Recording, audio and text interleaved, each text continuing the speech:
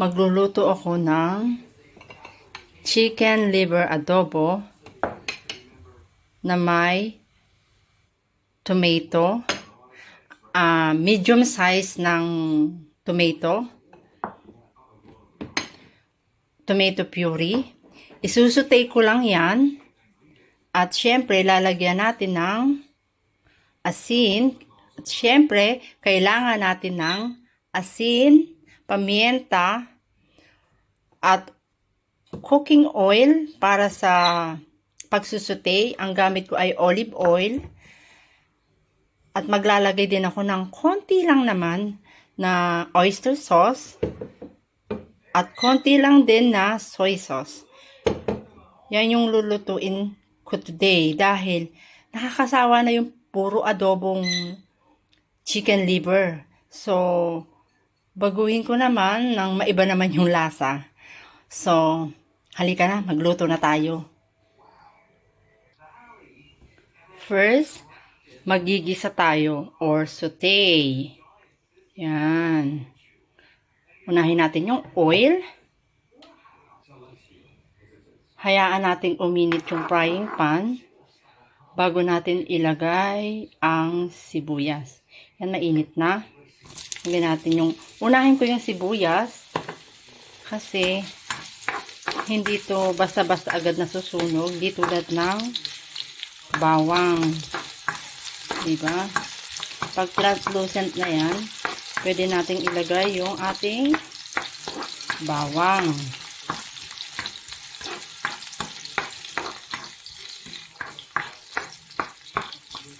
Nakakasawa na kasi yung puro adobo. Ito naman ang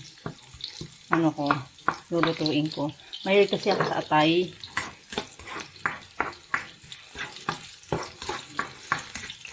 Isa lang natin.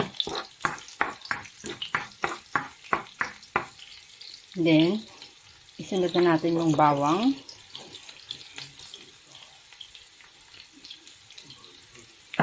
Yan.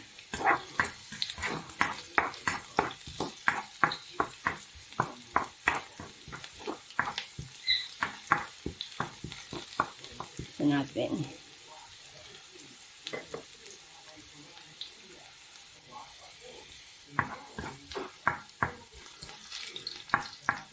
Pag brown na yung garlic nyo o bawang, pwede nating ilagay ang kamatis. Habang niluluto natin yung kamatis, ilagay na rin natin ang pamienta para lumasa na siya at konting asin, konti lang kasi mamaya titimplahan uli natin yan. Hintayin lang natin siya.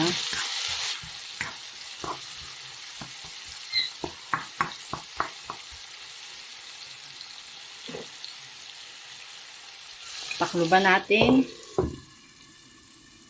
Balikan natin maya-maya. Check natin.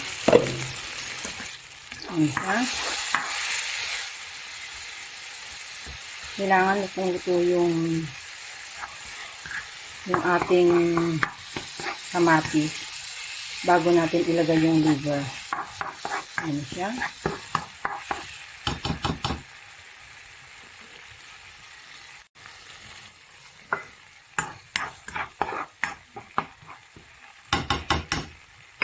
Lagyan na natin yung chicken liver.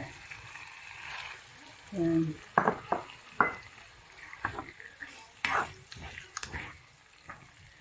Kaya natin maluto siya. Tsaka uli natin titimplahan ng soy sauce. Konting soy sauce. Tomato puree. At ang last ay oyster sauce. At syempre, timplahan uli natin siya ng pamienta at asin. So, takluban uli natin. Medyo lakasan natin ng apoy.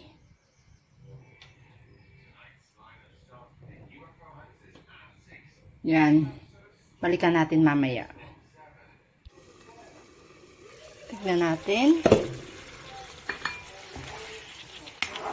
Ayan. Hindi pa rin siya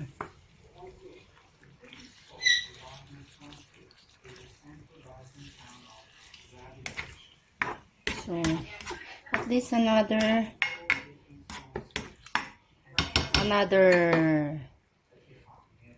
10 minutes. Medyo lakasan natin yung apoy.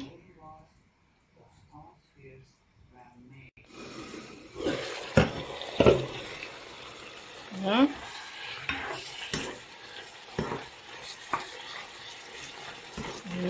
Lalagyan natin siya ng konting-konting soy sauce lang at saka ng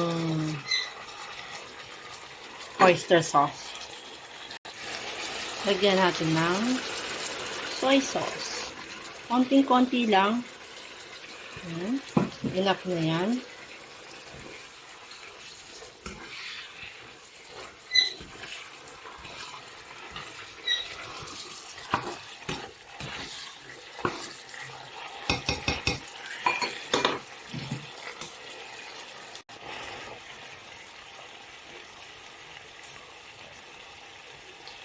At konting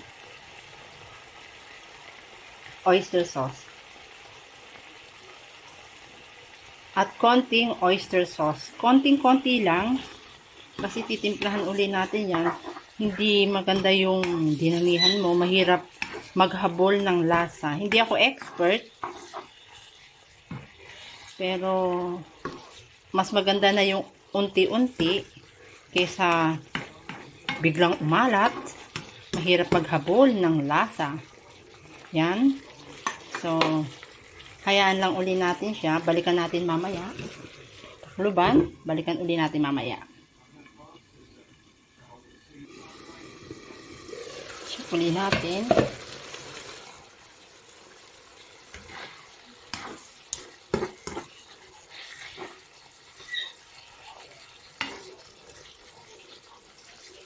Lakasan natin yung apoy.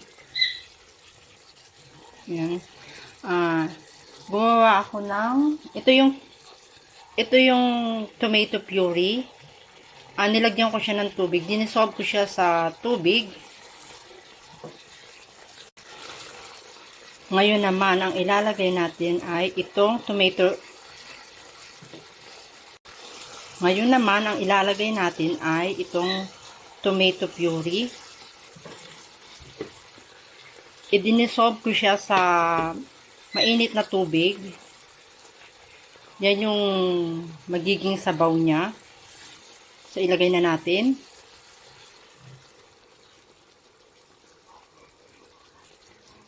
Tapos, mamaya titikman natin kung kailangan pa ba niya ng salt. Kasi nga, naglagay na tayo ng soy sauce at saka ng oyster sauce. Titignan natin mamaya kung kulang siya sa alat. Depende naman yan sa panlasa nyo. Ako hindi ako mailig sa maalat, kaya bago ako maglagay ng asin, unti-unti lang talaga. Dahil naglagay na ako ng oyster sauce at saka ng soy sauce, maalat na yun. So baka masyadong umalat. Magkaroon tayo ng sakit sa bato. Okay, takloban uli natin. Babalikan uli natin mamaya.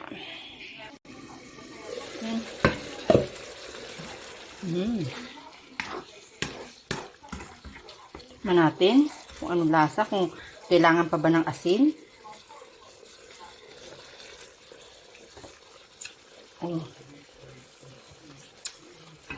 Hindi na kailangan ng asin.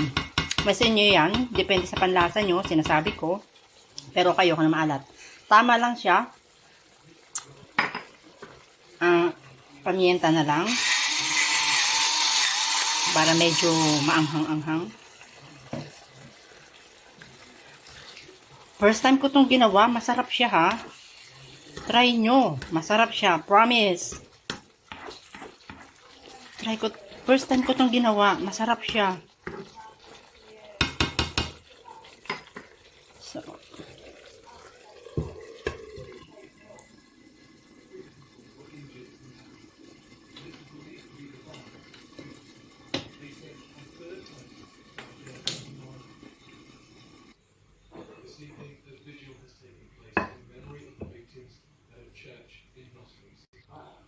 Tikman natin. Mm.